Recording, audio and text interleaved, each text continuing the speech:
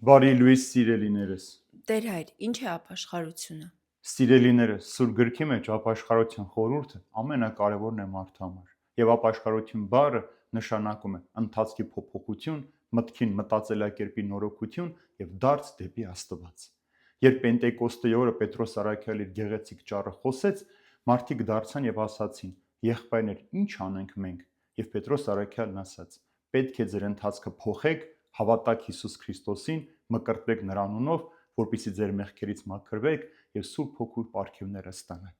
Առաքյալի խոսքը հստակ էր. պետք է փոխենք մեր ընթացքը, հավատանք Հիսուս Քրիստոսին։ Այսինքն այլևս օրենքները չէ, որ մեզ պիտի փրկեն, այլ Հիսուս Քրիստոսի հանդեպ մեր ունեցած հավատքը։ Գառնուկի զոհաբերությամբ չէ, որ պիտի փրկվենք, այլ Հիսուս Քրիստոսի զոհաբերությամբ։ Եվ ավանդույթներ, սովորություններ պահելով չէ, որ մենք պիտի հասնենք փրկության, այլ Հիսուս Քրիստոսին հավատալով, վստահելով եւ մկրտվելով։ Եվ ինչպես ենք տեսնում այդ ընթացքը, ոչ թե նոր ընթաց պետք է մենք փոխենք, այլ պետք է դառնանք Տիրոջ ուղղությունը ցույց տված ընթացքին։ Ինչ է ասում Եփեսացիների մեջ Պողոս առաքյալը. եթե մեկը մինչև այսօր գողությամբ էր ապրում, թող հիմա չգողանա, այլ իր արդար վաստակով ապրի եւ ոչ միայն ինքը, այլև ուրիշներին օգնի, ովքեր կարոտի մեջ են։ Ուրեմն ընթացքի փոփոխություն նշանակում է ոչ թե միայն նախկին մեղքերը չգործել, այլև դրա հետ մեկտեղ բարեգործություն անել։ Եթե մինչև ապաշխարությունդ անիծում էր, հիմա պիտի սկսես օրհնել։ Եթե մինչև այդ նախանձում էր, հիմա պիտի սկսես բոլորին սիրել։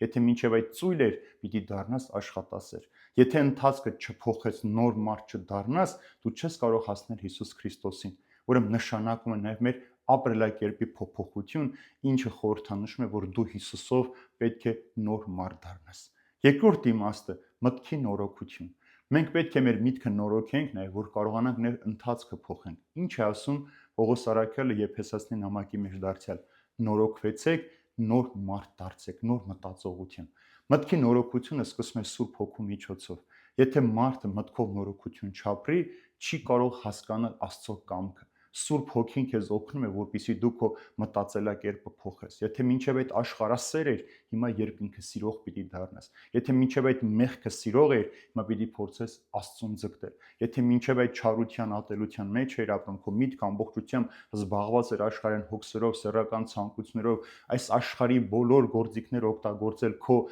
մարմնական վայելքները ապահովելու համար, հիմա ամեն բան պետք է անես, որպեսզի մտածես երկնքի մասին։ Եթե նորոգված չի մարդը, չի կարող իր հավատքը զորացնել, որովհետև հավատքը լսելուց է զորանում։ Այսինքն դու միտքդ մաքրել ես, նորոգվել ես, դու Աստծո խոսքը կարողանում ես ընկալել, հասկանալ, դրա հետ մեկտեղ Տիրոջը ճանաչել եւ Տիրոջը մոտենալ։ Եվ վերջապես ապաշխարությունը դարձն է դեպի Աստված։ Մենք մեր ամբողջ կյանքի ընթացքում միշտ փորձում ենք մեջքով կանգնել Աստծուն, ցույց տալու համար, որ չենք լսել, չենք իմացել, չենք տեսել, որպիսի պատասխանատվության բեռը մեր վրայից դեն գցենք։ Բայց որպեսզի դու կարողանաս ապաշխարության ճանապարհը անցնել, պետք է դեմքով դառնաս դեպի Տերը եւ հասկանաս, թե քո ընթացքի փոփոխությունը, մտքի նորոգությունը ինչ բերեց քեզ, որ դու դարձար դեպի Աստված։ Աստծուն կամքը մեկն է, որ մեկ մարդ, ով որ մեղավոր է, դարձ ունենա ապաշխարության ճանապարհով փրկության հասնի։ Տերը չի կամենում մեղավոր մարդու մահը, այլ հակառակը Տերը ուզում է, որ յուրաքանչյուր մարդ,